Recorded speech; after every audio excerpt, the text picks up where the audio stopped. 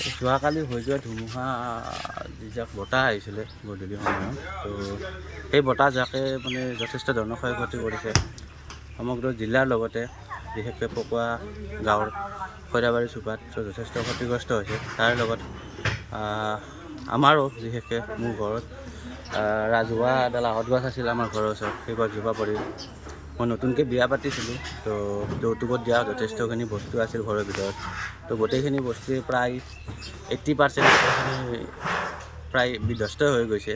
তো মানে যাকে যিখিনি ক্ষতি কৰিলে সেই ক্ষতি মানে যিমানখিনি ক্ষতি হ'ল, তো ভবাই নাছিল ইমানখিনি ক্ষতি হ'ব বুলি।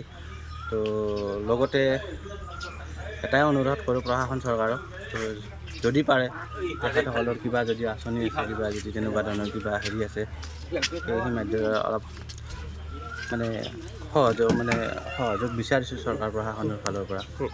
সেই যিজোপা আহঁত গছ আছিল, তো আমি নাজানো কেতিয়াৰ গছটো, যথেষ্ট পুৰণা গছ হয়।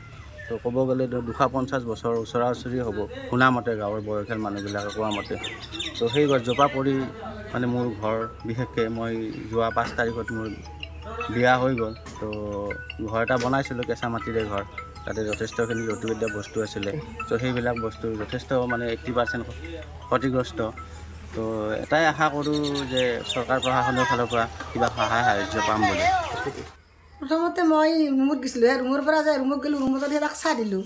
দিয়াতে সি অলপ সময় দেৰি চাহ ভাত আঞ্জা হৈ গ'ল মই ৰুমত গ'লোঁ। তাতে বিৰাট দেউতাৰ ঢেৰেকনি মাৰি আছে।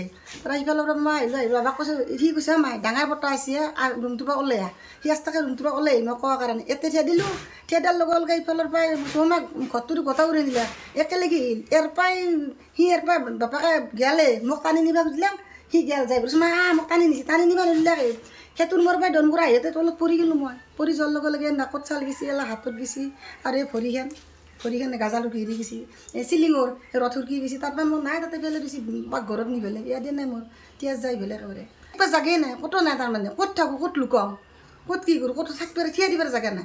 বহুত হৈছে মোটামুটি 5 লাখৰ ওপৰত অনিষ্ট হৈছে।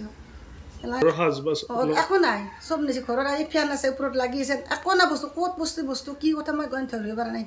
এতিয়া কালি ৰাতিও ভাত পানী নাই, এইটো একো খোৱা নাই, জাগেই নাই, ক'ত কিনকে কৰিম উপায় নাই। চপাৰা টিং শাৰীত বহি টোপনি মানে বহি আছোঁ আৰু জিকি আছোঁ আৰু ক'ত যাম, এখানো কাপোৰ নাই, ক'তো একো নাই। অলপ সহায় কৰিলে ভাল লাগে। ক'ত থাকোঁ থাকিব, ঘৰ চৰ নাই ভাঙি গেছি, চলিও একো ইনকাম চাকৰি নাই, চৰকাৰী চাকৰি নাই। চলি কষ্ট কৰি অ'ত বন্ধনত লৈ ঘৰ দুৱাৰ বনাইছিল, কষ্ট বাপাকে ৰিক্সা চলাৱে কষ্ট কৰিছিল। এতিয়া ঘৰ দুৱাৰ ভাঙি গেছি, এতিয়া চলিনো কি কৰিব, এতিয়া বহুত পইচাটো 5 লাখৰ ওপৰ যাবতো, ইমান কষ্ট। এতিয়া কি কৰিম আৰু এনেকৈ আছোঁ। যিমানটো বোলে ছাৰে যদি অলপ সহায় কৰে আমাক, মানে মই অনুৰোধ কৰি গৈছোঁ, সহায় কৰিলে আমাক, আমি গৰীব মানুহ।